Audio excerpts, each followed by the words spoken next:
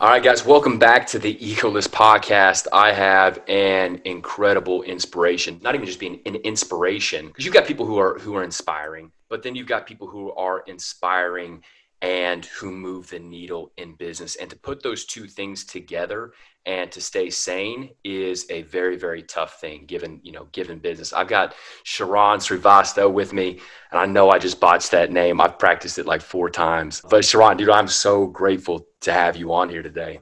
Hey man, Jake, I really appreciate that. And I think one thing that everyone needs to know is this. This is not just as you said before, this is not just a podcast. For a lot of people don't realize that it takes a lot of effort, planning, coordination to get an artifact out the door, right? And it's not just an episode. I think of it as it's a small body of work that you're getting out there in a place of bigger body of work. And may that be trying to find the right people, do the research, get them on the show, have the conversation, post-produce the episode, get it out there, distribute it, and so that it's in the hands of somebody that can just hit play and just kind of download the insights into their lives is super powerful. So I want to, one, thank you for having me on, but two, people need to know that there's a lot that happens in the factory before they get that product. So thank you for doing it. You're exactly right. How many pitches do you get a week to be on somebody's podcast and show? Dude, it's a lot, and I'm super grateful for it. My team's really good about kind of connecting and figuring out what's the right fit. So we do a lot more as long as the fit is good. We do, the fit, because I want to make sure that I can show up, one, serve you and serve the folks that are listening to you. And at the end of the day, size of the audience, et cetera, is secondary to me. People forget that at the end of the day, they're like, oh, I have 300,000 Instagram followers. I have a 700,000 email list. I'm like, you forget that each of these people is a person. Like, if you can go light a spark and it's the right, I call it the message to market match, right? Like if you can go light a spark, someone that's listening right now, they're following you, listening to your channel, listening to the podcast for a reason. If we can deliver something that can light them up to go change the world in some way, or just change their lives in some way, that's awesome. So my team, I have a really, great media team, and they just say, hey, how can Sharran show up and add value? And that's the filter for this. So a lot of requests come in, but grateful to be on with you, man. My company's 638 Solutions. As I looked up Kingston Lane, on the website, you guys are flying under the radar. We're the exact same way. People always reaching out to me. They're like, when you go to your website, it just says that you're under the radar and you're not advertising anything. It's like, we got stuff in the works we just don't want everybody to know about. But 638 was built off of the idea that you give first. Everything in life is a sowing and a reaping, right? If you want to harvest from the ground, you got to give the ground a seed. You got to give it something. Actually, the way that you and I connected, same way that I connected with Nick Santodastaso, was a 14-year-old guy out of Nigeria. 6 months ago, he asked me to be on his podcast, and I did. And I noticed that he was like holding a really crappy microphone, and it kept cutting in and out. And I was like, man, this kid is a world changer. So I bought him it was like $600 worth of like some of the top podcasting equipment, not even thinking anything of it. So, he sent it to him. He was all set up. And now 4 months after that, we get to talking, and then he starts helping me book people on the podcast. So it's just crazy. It's mind blowing to me that that's really what it comes out of, giving first, because just like you were saying, like whoever's going to get a spark and a hope could watch this, whether it got 1 million views, 500,000 or 1,000 views, it could still be world changing regardless of the numbers. Yeah. The person that's listening right now, if there's one gift I can give you is this, right? So a lot of times we sit there and we're like, oh my gosh, I only got 24 likes on this post. I only got 72 shares on this Instagram story. But what my coach has taught me to do is like, we don't look at that number anymore. The number that we do is we transform that and say, okay, what is a room that number fits into? So for example, we say, all right, I got 72 likes on this post. Cool. I'm walking into a coffee shop. There are 72 people here and they're listening to me speak for 45 minutes. How cool is that? Or I go on Instagram, I make one post, and I see 100,000 people see that. Yeah, and I say, oh, that's 100,000, but I don't realize that is bigger than the biggest college football arena in the United States. And so when you start to realize that you're speaking to those many souls, that's super powerful. So I would suggest that, hey, if you are out there creating content, if you're out there trying to build a brand, if you're out there trying to get your message across, you don't need 30,000 people to listen to your stuff. Yeah, that's interesting.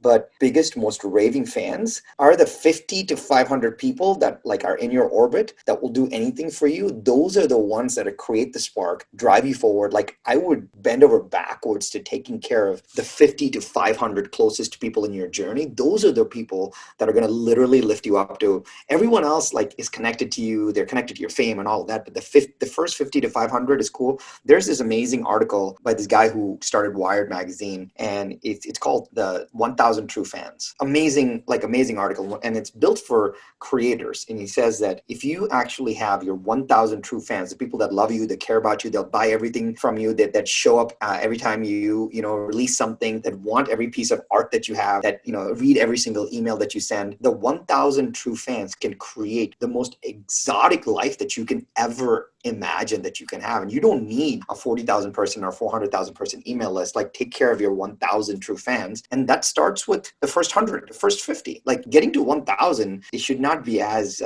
kind of, intimidating. So I'd say, one, look up the Kevin Kelly article, 1000 True Fans. It's like a one-page free article called 1000 True Fans, but treat each like a person, and you'll know that, hey, you're speaking to a classroom or a little auditorium or a little coffee shop, and it'll light you up. It's like, all right, what are you doing with what you have right now? And if you're not taking care of the fan base, and you're not taking care of even the little that you have right now, I had to come to terms with that. And I call it like destination happiness syndrome, right? It's like, I'm going to be happy with my following, or happy, and I'm going to start releasing content when I get to 50,000 followers, or when I get to this. But who determines what number is acceptable? Even when you get to that number, you don't feel any different. That was one of the things that I had, gone through when I was homeless at 20. I become a self-made millionaire. I thought that all of that stuff was going to make me different inside and feel differently, but it didn't at all. I felt worse because I'm like, dang, nothing out there is going to make me happy. Yeah, you're spot on. And I also think that the only way someone can figure that out is going through what you just went through, right? And so some people will say, well, how did it hit when you saw your first company and you got the first wire? I'm like, it was okay. It was, I mean, I'm grateful for it. It was awesome. But what it made me do, what it made me feel, was that I could do more. That was the emotion. For a lot of people are like, hey, you must have felt amazing when that wire hit. And I'm like, yeah, I felt good. Like, banker call, I felt good. Thank you so much. And then I was like, if I could do this, imagine what I could do next. Like, that was what went through my mind. In today's world, though, Jake, like, a lot of people love putting entrepreneur on their Instagram profile or whatever, right? And I think Instagram is really smart to do that, because they're just saying, hey, self-identify as this. And the interesting part, I'm not ragging on people by saying that they shouldn't put entrepreneur on their profile. What I am saying is, people think that entrepreneurship or being an entrepreneur is a badge of honor. I'm actually going to tell you otherwise. The entrepreneurship, being an entrepreneur, is a curse. It's a curse, because like my wife, my beautiful wife, 2 young kids, my wife had to realize that I check email, I look at my phone all the time, not because I'm ADD, but because like that's how I'm wired, right? And so she has to deal with a person that literally can't go on vacation, that literally can't put their phone down, that literally can't stop generating ideas, that literally can't sit still for 5 minutes, that literally has, wants to do more, be more, give more, achieve more all the time. And it's not the ambition, it's not the aspiration, it's how you're wired. It's a curse. What people don't realize is that the crazy part for an entrepreneur is that someone like me or you can say, well, if that's the case, then go be by yourself. And that's why a lot of entrepreneurs are alone, because the rest of their families can't keep up. And so the hardest part for people like us is, one, we've got to be in a place where we can do, be, give, achieve so much more. But at the same time, if we don't have the stability, knowing that there are roots, knowing that there's stability, knowing that there's a family, knowing that if you don't have that, it doesn't allow you to achieve. And so there's a really interesting like tug of war there. I actually think that most entrepreneurs can't achieve their potential without having a very solid, stable base, because having the stable base is what gives them the capacity to take more risk. And I am who I am. I can do what I do because I know that when I go home and I open my garage door and I pull my car in, my 4-year-old daughter will come running to me. I know that. That's what's important. Like, I know that whatever happened during the day, whether I close a $17 million deal or I lose $3 million that day, I know that when I pull my car in, that consistent thing is going to happen. And people forget that stability is good, because if you don't have that, you don't have the way to rest and rejuvenate, to come back and fight again the next day. Otherwise, you just go in this negative spiral. And so for the entrepreneurs that I mentor, right, like my first thing to them is, how do I help you create space so that you have time to breathe, you have time to think, you have time to create that little bit of stability so that you can go on and take more risks. So I would tell, the person that's like, I want to be an entrepreneur, like, you don't want to be an entrepreneur entrepreneur, you are one. And that's cool. Like, I'm not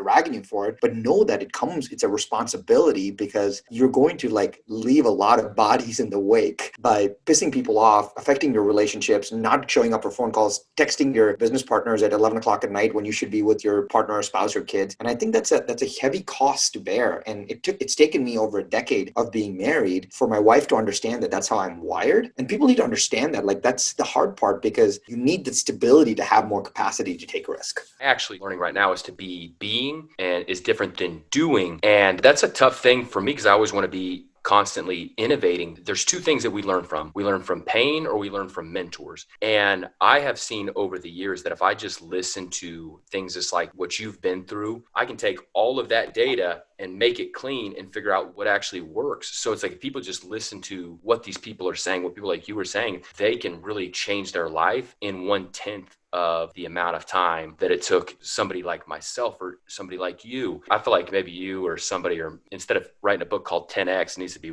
called 1/10. Yeah, I love that thought process. And so let's get really tactical on this, right? I think one thing that is plaguing a lot of people right now, being influencer junkies. That's what I call it, like being an influencer junkie. And what I mean by that is, if you just pick your Facebook feed or your Instagram feed or your Twitter feed or your TikTok feed or your YouTube feed or whatever it may be, like you said, it's like a constant thing of, well, here is Tony Robbins, here's Grant Cardone, here is Gary Vaynerchuk. Like, it's constant, like all these gurus that are constantly in our feed. And all of them individually can add immense value to our lives. But what happens is, since we now have all of them collectively in a swipe culture on our phone, it's actually detracting from what we can do. What I mean by that is, just because all we're doing is swiping, and we're seeing some of Gary, some of Grant, some of like whoever, right? Tom Bilyeu, some of Tony Robbins. And now you're like, okay, good. I got like 17 pieces of information. I'm out. But you're just a guru junkie. So what I did, Jake, I went to my Instagram. So take an Instagram example, because I did this, and I went and I unfollowed everybody. So I went to 0 followers, right? And I followed back one person. I decided to do a 1-month deep dive, 30-day deep dive on one person. I pick one person for the month. And I'm not saying intentionally I'm going to go read somebody's book. I'm just saying I'm only going to let one person into my world in the various inputs that I have by choice. I'm just going to let them in, right? So now I'm only seeing a Tony Robbins video on my Instagram feed. I'm only seeing his stuff on my YouTube channel. I'm only seeing his stuff everywhere, right? So it's super helpful. So in the first few days, you start to see a lot of patterns, and it's really powerful. So I'll give you the story. One of the deep dives I did recently was this, and I do one every month. Every 30 days, I could deep dive on one person, and it gives me focus and doesn't allow me to get distracted, which is a good thing for an entrepreneur. And I picked this author. His name is Malcolm Gladwell. He's one of my favorite authors out there. He wrote The Tipping Point. He wrote Blink. He wrote David and Goliath. Really, really sharp guy. And I love Malcolm Gladwell's ability to tell stories. And so I'm just like, I've been enamored by him. So I started following Malcolm Gladwell, and I read a couple of his books. I'd listened to all his podcasts. I had watched a bunch of his YouTube videos. And Jake, I was watching a YouTube video that Malcolm Gladwell was doing, and somebody asked him a question about storytelling or something like that. And right before Malcolm could answer that question, I literally knew what he was going to say. Think about that for a second, right? That is when you know you have downloaded that person's entire kind of body of work into your nervous system. You went to school, like you literally went to school for 23 days, and I literally knew what he was going to say. That's when you know that you've instantly said, okay, I know how this person thinks. Like you said, right? It's not about what I did. It's about how I think that influences what I did. Now, if you can download that into your like architecture of how you think, it's pretty amazing. So the next month, I did a deep dive on Seth Godin. I don't know if you know Seth, really sharp guy, great marketer. Did he write the Dip? Yeah, exactly. That's one of my favorite books. Dip, Purple Cow, This Is Marketing. Yeah, Purple Cow. Yeah. And so here's what I did. This was probably a few months ago. I did a deep dive on Seth. I subscribed to his email list. I watched his interviews. I listened to his podcast. I followed him on Instagram. And here's like crazy thing happened, right? As he was explaining a few things, I bought his recent book. I was reading it and I was like, a couple of questions came up. So I wrote the questions down, right? For that I had on his work. And I started to see if I could answer a few of those questions. I had 3 questions in anything else he had put out. And funny enough, I couldn't answer those questions. And I was like, that's weird. Like if he's talking about these 3 topics, it should be there somewhere. So I looked at his books, podcasts, blogs, YouTube videos, and his email list, and I couldn't find it. And Jake, here's what I did. I wrote him an email and I said, I looked at this. I literally wrote him the whole, what I call a digital shrine. I wrote him everything. It's what I've done. And I had these 3 questions and I went and did all this research already on my own. And I couldn't find your answer to any of these 3 things. So I would love, if you don't mind, I'd love to either interview you for like 15 minutes just to answer these 3 questions, or I can just send you these 3 questions and you can answer them on your own time, or you can just answer them on your blog, whatever you'd like. I just love the answer to this. He replied like 5 minutes later on an email. He's like, most thoughtful email I've ever gotten. Send me a Zoom link and we're happy to chat with you. So Seth got on with me, did an interview. I talked to him for like 13 minutes. I asked him 3 questions. He gave me the answers. And we were done. People hit him up to do interviews all the time, but I literally went a completely different route by accident doing that. So like, as you talk about kind of this, why should we grow the amount of knowledge that we do? I think we've got to minimize all the distractions. And if we just started doing some deep dives, it'll help us find more patterns that we can actually use in our day-to-day lives. Yeah, no, I mean, I look at it's called like herd mentality, where as human beings, we follow these trends. For example, here's one advertising method that I did. When I would go knock doors in Dallas, Texas after a hailstorm, I would go knock on a door. And when I would knock on that door, there would have been probably 45 to 50 people who knocked on that exact same door before me. These people hated you. Like when you knock on that door, they're like, I hate roofers. I hate what you do. And so there's not even a sales tactic or a gimmick that I could have done. And I look at it like the same in the advertising world. We see 10,000 ads a day on average. So my method was, all right, how do I do things? How do I do this differently? So instead of knocking on the door and trying to sell them a roof, I printed out all these bright orange stickers that says, I already have a roofer. Please don't knock on my door. So when I would go knock on that door, they'd be like, I don't want a roof. And I said, listen, I'm not here to sell you a roof at all. It's a pandemic going on in the neighborhood. Here's a bright orange sticker I want to give you. And I can even put it on your door that says that you already have a roofer. Please don't knock on your door. That way that, this doesn't happen again. People's reactions were like instantly changed. They were no longer angry, but they were just so grateful. If they did have a roofer, they were happy. They would introduce me to their neighbor who didn't have a roofer. They say, hey, go talk to Mike. He's undecided. Let me go walk you over there. Or people would be like, oh, I don't have a roofer, but thank you so much. Tell me what you have to do. So something that cost me 10 cents, you couldn't even put a value on that of how much business I got versus I would have had to spend thousands and thousands of dollars on ads and all kinds of different things to even get close to the same result as a 10-cent sticker. I love that story. The problem, right? I think we are in this guru media induced hustle culture. And everyone is like, hey, and it's fine. It's like, just do more, just do it, just take action, do more hustle, do more work. And that's fine. But if you look at it, the reason why people are failing is not because they're not doing the work. It's because they're doing the wrong things. If anybody's ever played tennis or softball or baseball or whatever, there's one thing that coaches always say, which is kind of weird. And here's what they say. Like you're standing at the plate, you're ready to swing, or you're on a tennis court and you're ready, you're playing, and the coach, and say you whiff or you miss or you shank it or whatever, the coach will say, Jake, watch the ball. Jake, watch the ball. And we've all heard watch the ball in our lives in some way. And I was thinking, it is the only yellow whizzing object on this place right now. What else do you think I'm watching? Like, are you serious? You're telling me to watch?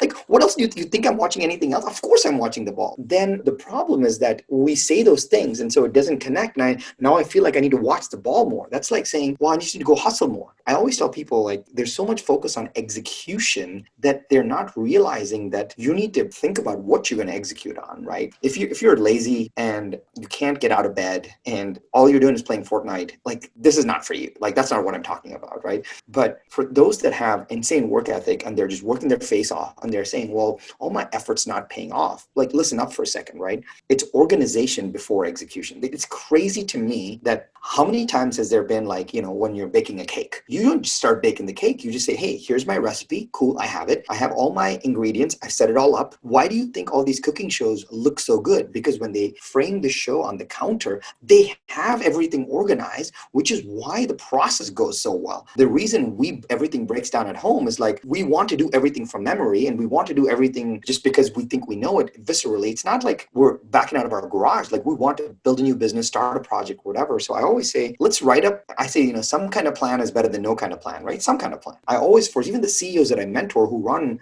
10, 20, 50, $100 million companies. I have a CEO right now that is in the process of selling his business, which is over $200 million. And I think that's a pretty large sale. And Good he's amount of money. 37. So, but the interesting part here is, I'm like, don't worry about the sale. Like, let's get organized to your conversation. You're talking to the buyer, you're talking to the business banker. All right, let's have a layout of what are the 3 points you want to discuss. And he's like, well, I want to discuss these 3 things. Well, what does that mean? I was like, no, instead of discussing those 3, instead of going 1, 2, 3, go 3, 2, 1, because your third idea is softer and that's easier of an approach. He's like, I never thought about it that way. And I'm like, that's exactly the point, because you have these 3 in your mind and you just go, but you don't realize that if you can get organized before you do that, execution becomes a lot easier, right? And so for me as well, like when I have a big project or when I come into the office in the morning, I have a checklist. It's not good or bad. There's this amazing book. If someone wants to read it, there's an amazing book. It's called The Checklist Manifesto by Atul Gawande. I think he was a Harvard medical doctor. And he wrote in this book that just by having a checklist on checking whether it was on their left side of their body or the right side of their body, the injury, they reduced mortality rates by 70%. Like just a checklist in the hospital. Insane. But that's when you get on a plane, what happens? It's organization before execution. The pilot gets in there. Why are 2 pilots, a pilot and a co-pilot who have never met each other, why are they able to fly a big tin can in the air? Why? Because they come in, they both have their clipboards, and they go through the checklist every single time. And I'm saying you only have to build the organization once. That's the cool part, right? Everyone thinks that this process is so hard. They don't realize that you only have to get organized once, because then you can just go in, use a checklist, and do the same thing over and over again. To me, I always tell them, okay, organization before execution. And it allows you the other thing that people don't realize. Let's say you and I are working together and I was an advisor to your business. I'd be like, awesome, show me your plan. If you were not organized, you have nothing to give me for me to respond to, for me to advise you on, for me, like otherwise I have to pull it out of your head. So like a lot of times when I'm working with CEOs, I'm like, hey, like first let's get all your thoughts out of your head. Let me put it on an iPad or a screen or draw it. And then let me help you organize those thoughts. And then they're like, oh my gosh, thank you so much. I feel clear. And I'm like, you had it already. If you just shown it to me how to help you organize it better. You can't even get other people's advice or help if you are not organized. That is one of the most fundamental things of growing a business or yourself is once you can stay organized, you can actually get help. One of the people that are on my board was an executive at Leo Burnett, which is, one of the top advertising firms. And he actually came up on the team coming up with Snap, Crackle, Pop, Tony the Tigers. This guy's like old school OG. This is like Marlboro Man, like, team. He told me, he said, I love what you're telling me, but show it to me on paper. And I was like, well, I haven't done that. He said, unless you can put it down on paper, it's not real. In my mind, I feel like it's what a lot of entrepreneurs and a lot of people are like, hey, they get on the phone like, hey, this and this and this. Okay, hey, that sounds great. I love your energy. You seem like a great person. Send it to me. It's like, well, I don't even have anything to send you. It's like if they could just put it down and detail it on paper, just a little bit would take people a lot farther just by having just that little bit of organization. Yeah, and here's the interesting part. A lot of people must be thinking right now, well, Sharran, I'm not going to build a pitch deck and I'm not going to build a one-page. I'm like, you don't have to do any of that, right? What I'm suggesting is that if you can't articulate what you're thinking in 3 to 5 bullet points, like I'm not looking, I just want to see because when something shows up on paper, it gets real, right? And so there are 2 reasons for that. Reason number 1 is as soon as it comes to life, right? It's really powerful as soon as it comes to life. But the second thing is, one of the things that hold people back, Jake, is fear, right? And fear of, hey, is my idea going to succeed? Will this ever work? Or what if I quit my job and I can't do this? Should I actually do the side hustle? Should I just stay with my crappy job right now? What if this other thing doesn't take off? I'll keep blogging for a while. Maybe I'll grow it's lots of the ifs, whens, maybes, fear that happens, right? And it happens because it twirls around in our heads. And it's totally fine. I get it. It happens to me too. We all have fear because our bodies we're biologically wired that way. So it's totally cool. When people tell me that they're not afraid, I'm like, I'll punch you in the face. Like, that's stupid. Like, I don't believe you. Right? Why are you lying to me? But here's the interesting part. I don't know who said this, and I've been saying this for a long time because I might have heard it. It's probably not mine. But fear has no place on paper. And so if you are afraid of something, like literally every morning I do this exercise called morning pages, which is a brain dump in the morning. And people will tell me, well, Sharran, I don't know how to do a brain dump. And I'm like, well, you're doing a brain dump on a piece of paper like someone is going to read your work. That's the problem. People say, well, tell me how you do a brain dump. I'm like, I'll tell you. I literally try to write exactly the thought in my head. And so I'm like, I was talking on the phone, I was really thirsty yesterday and my elbow hurts.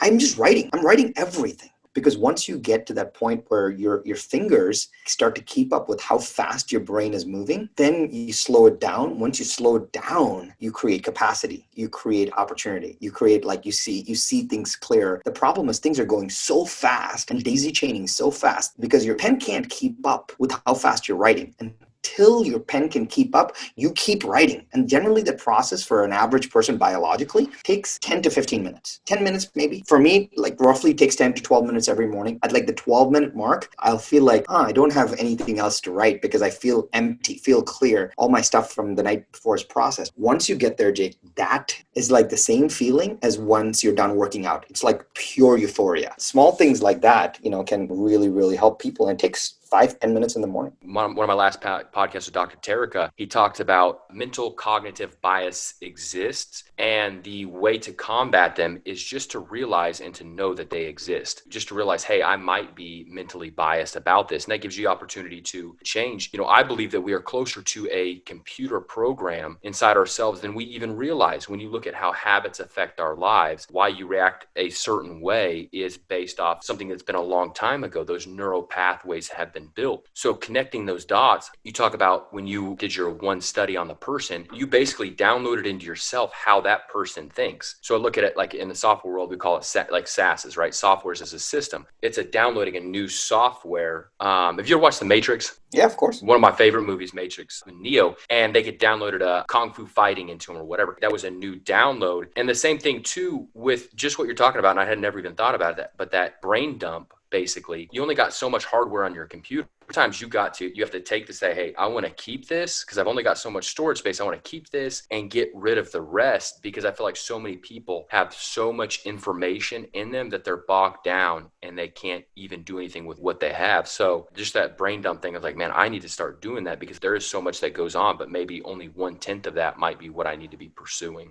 Yeah, I think you're spot on in your insight around that. And let's take that technology example because a lot of folks today understand this really well. You mentioned one thing, right? Everybody wants to accelerate their learning. They're like, hey, if only I knew 10 years ago what I know now, right? Like that's what everyone loves to say. The interesting part is you can.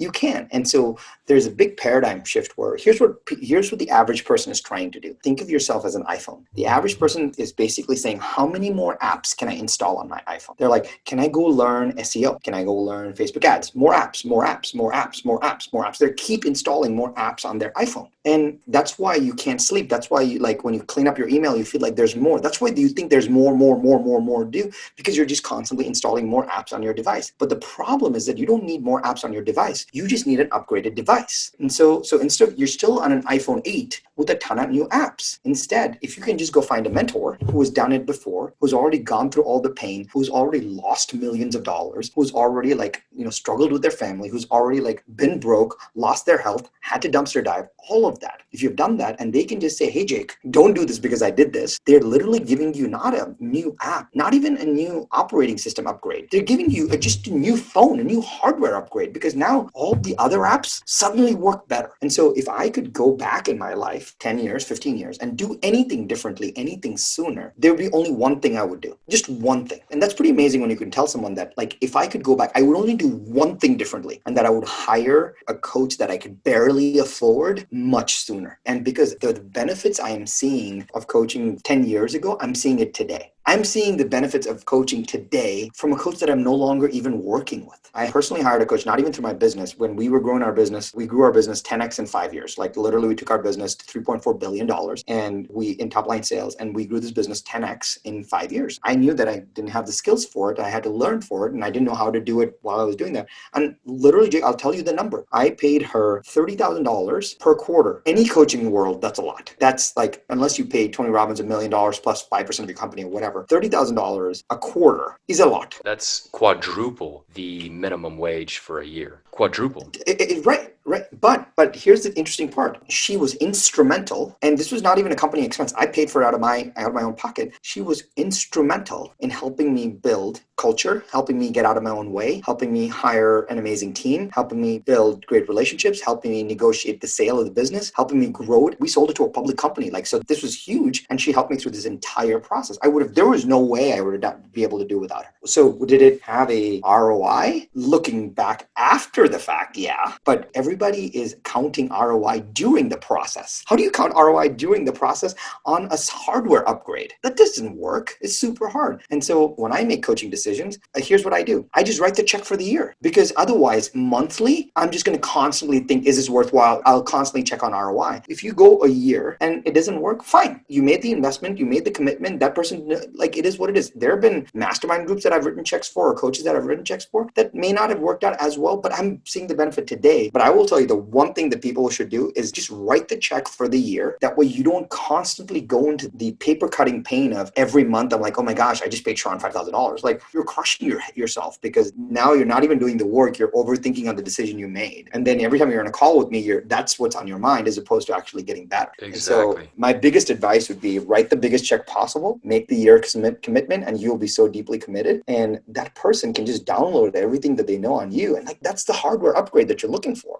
It's amazing. Even I could look at somebody's business model, their advertising, everything about their life, and I could just, in a few simple things here, do this, this, and this. What's weird, I can't even do that about my own life. We could have that skill set for somebody else, but I never understood it. Well, why does that coach need a coach? It's because when you're the one in it, you're not making decisions based on data, what actually makes sense. You're making decisions based on your feelings a little bit. That's how we communicate emotion. We're emotional creatures, and we're too close to it. That's why so many people do need a coach, because they can look at it from an outside perspective. Right when you're up in a plane, my town seems so small, but when you're in the town, you think it's huge. So you need that person to be able to look down. I'll give you two things, and hopefully people can connect with this. The first thing is, there's very different phrases around this. And one of the phrases that I like a lot is, when you're inside the bottle, it's hard to read the label.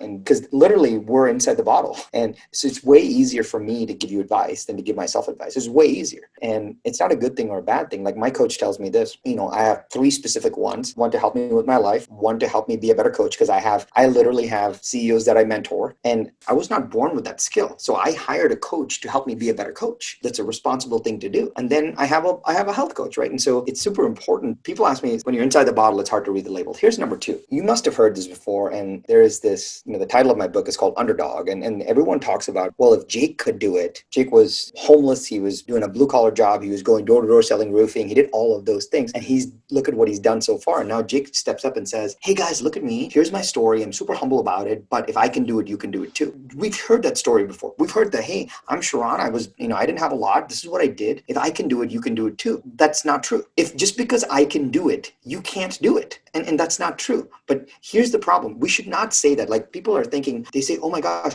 look at what Jake did and go model Jake. That's what people say. But it's impossible to model you, because the raw materials, the experiences that you have, how you're wired, they don't have. So what I tell people is, don't try to model me. What you should try to do is to model my support system. Think about that, right? Super, super powerful. You can become Tony Robbins if you had Jim Rohn.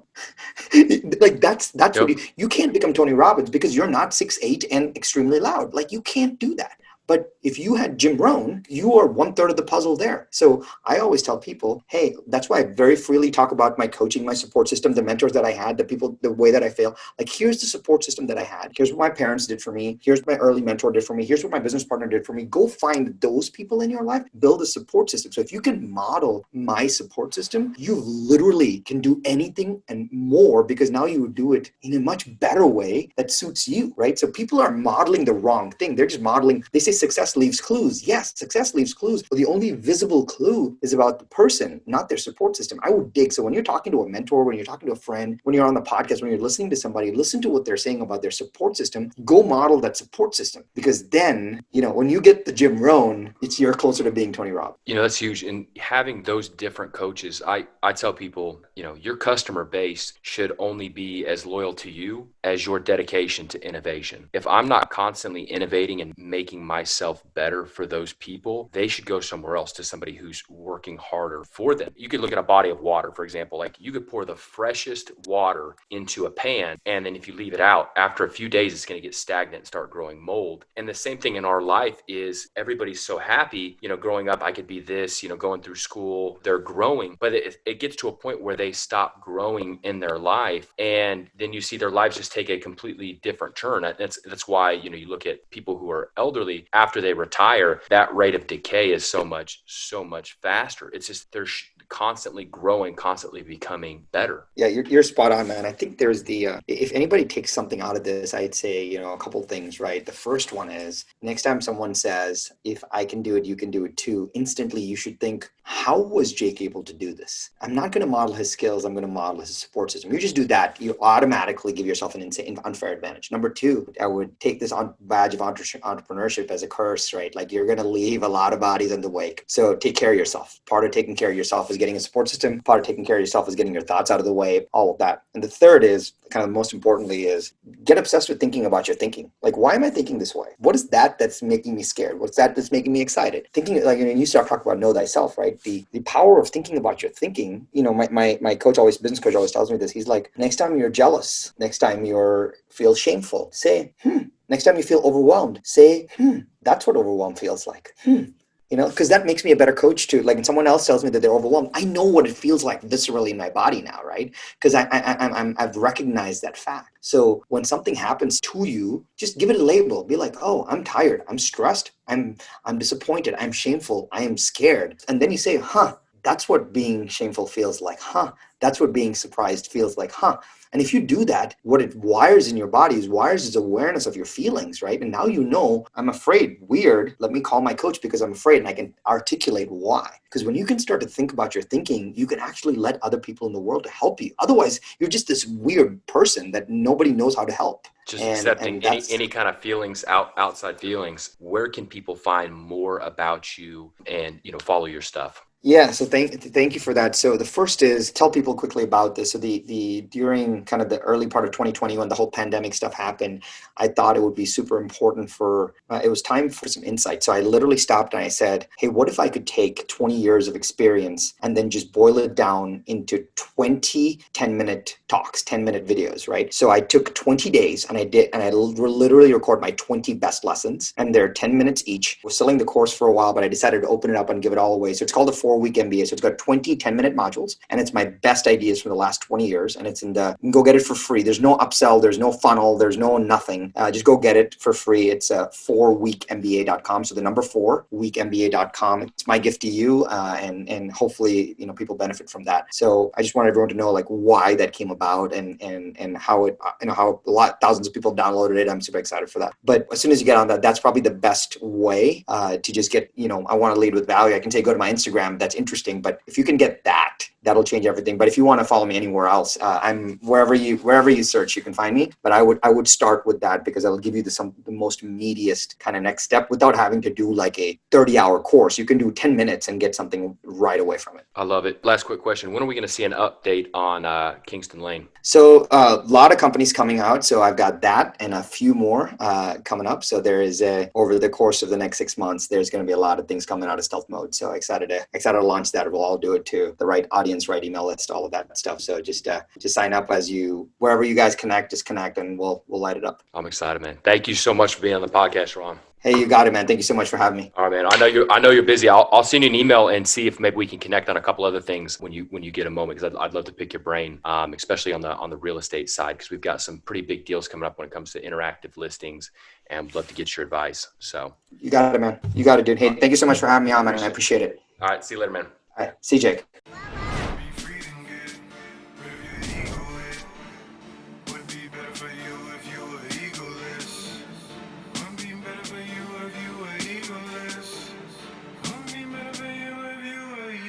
Get your ego out the way.